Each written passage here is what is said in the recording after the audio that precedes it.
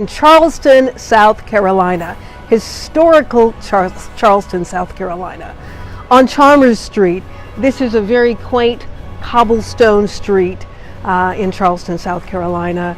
This place, originally called Charlestown, after King Charles II, and it evolved into Charleston. It is a city said to be the place where more African Americans were brought here to be sold into slavery than any other city in the United States. So many historical buildings that have been preserved, and I am standing outside of 8 Chalmers, which is the old slave mart. Hundreds and hundreds of humans were brought here against their will and sold into slavery. An incredible museum that evokes some serious kind of emotions with me. One of the stories told about a young man who was part of an estate. The owner died and he owed a lot of money, so all of his 200 some slaves were sold, and one of the youngest ones was Ned. He was 14 or 15 years old. He went for $1,500, which would be the equivalent of about $30,000 today.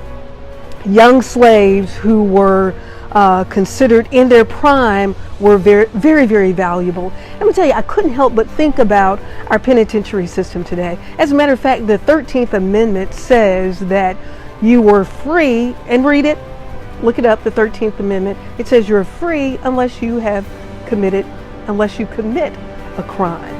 And then the stories that I hear about our penitentiary system, that young men are auctioned off to other for-profit prisons because if you are convicted of a crime and you're a young man, then it is a lengthy sentence, then they have an opportunity to make more money on you. So think about the cost of keeping people incarcerated. $20,000, $30,000, $40,000 a year. Ned was sold. He was 14 or 15 years old, and he was sold for $1,500 back in the 1800s. Here in Charleston, when I look around and I see the structures and understanding that there were so many slaves who helped to build this community, as slaves did with communities around the country. Here in Charleston, something unique happened. Slaves were given slave tags, slave badges. These slave tags allowed you to be free, yet you were a slave. If you had a slave tag, you got it because you had a certain skill. Maybe you could build bricks. Maybe you had a carpentry skill. Skills that another group, another plantation might need it. But in the city, as they were building the cities, if you had a skill that somebody needed in building these buildings. And so as I look at these incredible structures and I think about, these were slaves who were working and they built these magnificent, elegant structures, yet they were in bondage. They were in bondage knowing that, so they got paid. If you had a slave tag, you get paid for your work, but you would have to give part of the money to your plantation owner, and so I don't know what the percentage of that money that you would have to give back. Sounds like me working and I got to give part of my money to the IRS. Kind of like that, I guess. I don't know. Oh my goodness, you got a Social Security number. So you have a Social Security number and you go to work and then you have to give part of the money back. So during slavery, there was a slave tag. You go work and you do whatever the set assignment is, and you would give part of the money to your slave owner and they would let you keep part of the money. The percentage, who knows? But it had to have been a very, very interesting feeling that you can come and work, so you're kind of free, yet you are still a slave. Here in Charleston, there are all kinds of stories, and I never heard of slave tags. You had to get a new slave tag every year that allowed you to move freely about a community or in a city mainly, where they were needed your particular skill set. So there are people who are finding these slave tags and they are becoming very, very valuable artifacts. I went in an antique shop today. He said he had 4 slave tags, and they just went very quickly. And I asked how much did they go for. He said a lot of money. So a slave tag that gave a number and the identity of who you belonged to, that you had to it was either pinned on your clothes or worn around your neck, kind of like a dog tag. You see the little tag that people use now or wear now, or in the military they have the tags also. But the stories that you hear here in Charleston, and of course we have this fence here, this wrought iron gate here, and this was pretty much the way it was back then.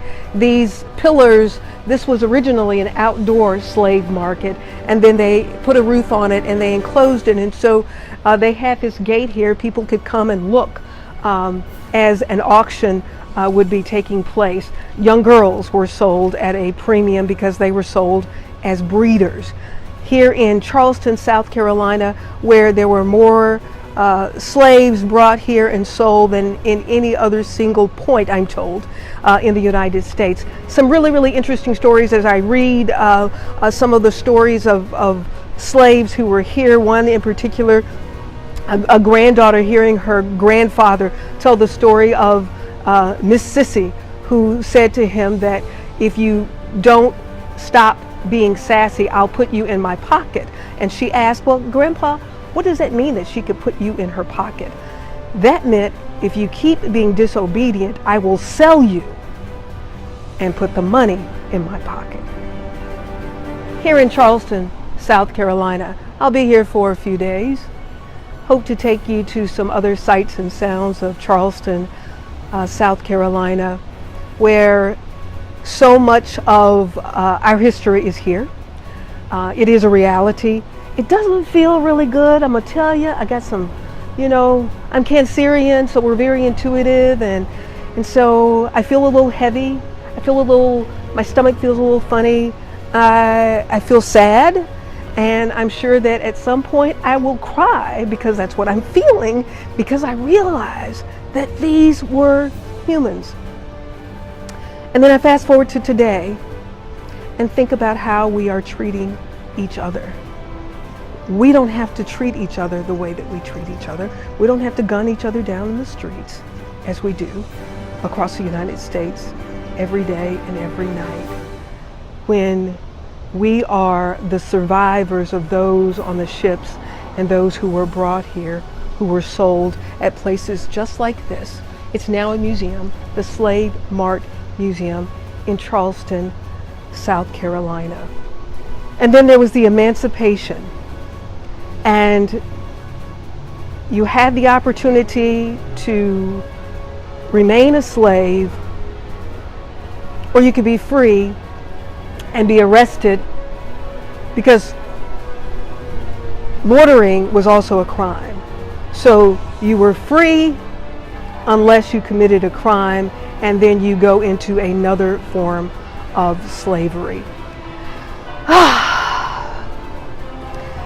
The untold stories of African Americans in the United States of America. There are beautiful places in Charleston, a wonderful place to come so that we can appreciate each other, regardless to what color you are, to appreciate each other as humans, to appreciate each other as all of God's children. I'm Pamela Coons in Charleston, South Carolina, at the Slave Mart Museum, at the Wellness Radio TV. Remember, there is healing at the well.